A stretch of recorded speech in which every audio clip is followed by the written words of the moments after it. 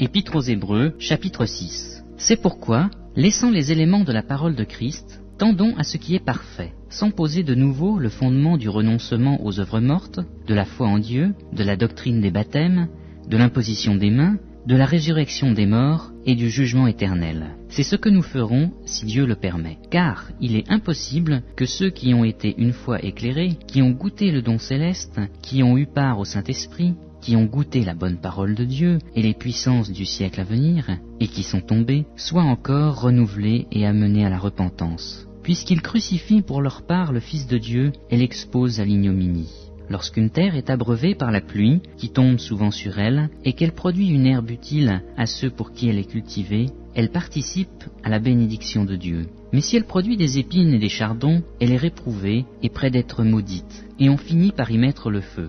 Quoique nous parlions ainsi, bien-aimés, nous attendons, pour ce qui vous concerne, des choses meilleures et favorables au salut. Car Dieu n'est pas injuste pour oublier votre travail et l'amour que vous avez montré pour son nom, ayant rendu, et rendant encore, des services aux saints. Nous désirons que chacun de vous montre le même zèle, pour conserver jusqu'à la fin une pleine espérance, en sorte que vous ne vous relâchiez point, et que vous imitiez ceux qui par la foi et la persévérance héritent des promesses.